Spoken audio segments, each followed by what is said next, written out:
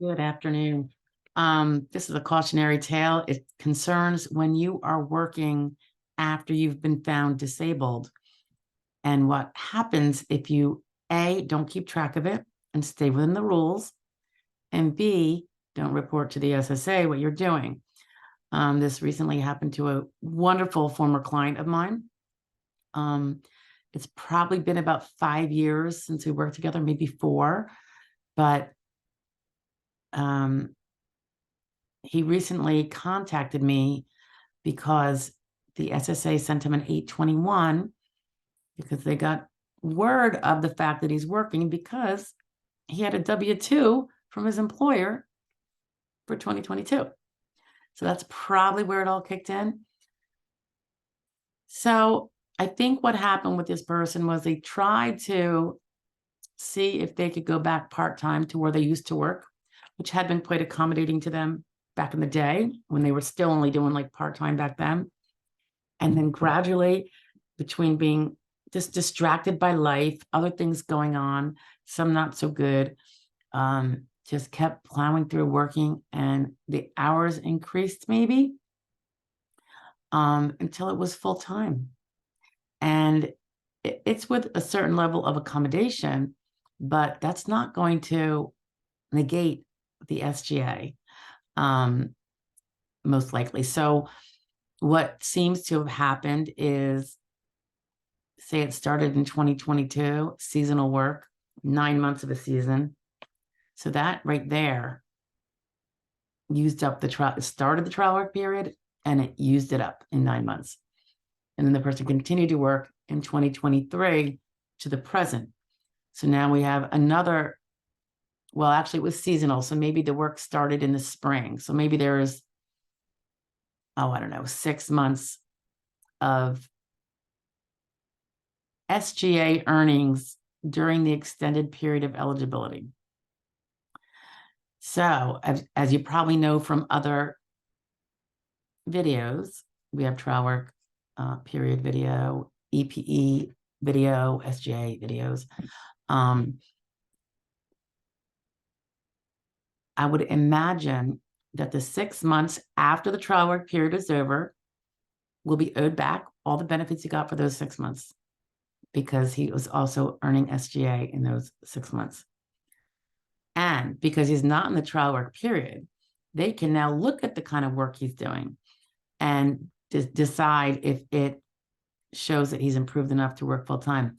I don't think it looks good, because now they can cease him. So while you're in your extended period of eligibility, that just means that during the 3 years, if you're not ceased due to medical improvement, then for every month you work SGA, you don't get a check. But for every month during the 3 years that you do not work SGA, you're still entitled to you're like re-entitled, if you will, to that month's benefit. So I don't think it looks great. Now it's true that the person hasn't actually recovered. It's a permanent condition that will never ever come back, to normalcy. But he was able to accommodate it to do a somewhat simple job. And the only thing I can think of maybe is how much accommodation he got. But the financials will likely still kick him out of the park because he's still earning the SGA. So my thought is, if it can be on a non-medical basis, but on a money basis, that might be helpful. But of course, that means he has to stop doing it. But if he's able to do it, and it's basically SSD and the work, and now the work is going to prevent the SSD. So I don't know what the person's going to do. Just trying to throw out some ideas. But this is what happens when we don't pay attention. When we're, collecting insurance benefits, we have to make sure we are still triggering the coverage of the policy. And that is true with Social Security disability, like any other insurance. So, it freaks me out honestly, when people kind of forget that they are claiming insurance benefits, you know, and there was no fraud here. There was no ill intent whatsoever. It was completely brain fart, I think, on the part of the person. But that is going to be a painful experience because there's probably going to be at least 6 months of overpayment. And I wouldn't be surprised if he ceased, you know. I think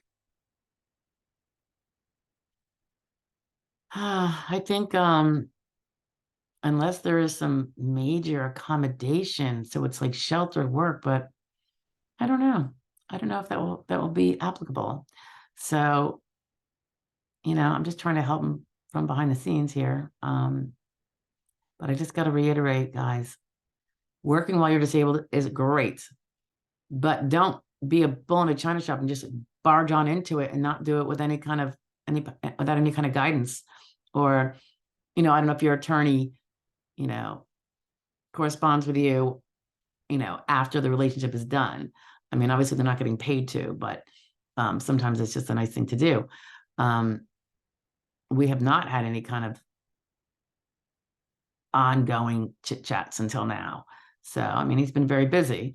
I mean, family, disability, working on top of it, all the issues that crop up. But it's not unusual for someone to blow it if they're not paying attention. But the pain can be kind of significant when you lose your disability benefits and you have an overpayment. So there's a good chance that the person will be having to continue working and start going on a payment plan to pay back those 6 months worth of benefits. That's a lot of money. I mean, let's say that's a couple $1,000s, and I'm not sure how much it is. Maybe it's like $1,500 a month, but that's how many thousands of dollars, right? And it's not like he makes a ton of money, but he definitely makes SGA, well over SGA. In fact, no IRWE's impairment-related work expenses will bring it down far enough to get him out of the SGA thing. Although we'll touch on that a little bit more, just to make sure. But yeah, it's not good. So please, please, please keep all your ducks in a row. Be very thoughtful about everything you do when it comes to work. Working is great. It can really enhance your income. You know, mental health wise, it can be really great too. But you have to, don't put your head in the sand about the rules. It's just going to come back and bite you. All right. All right. That was my bad news for the day.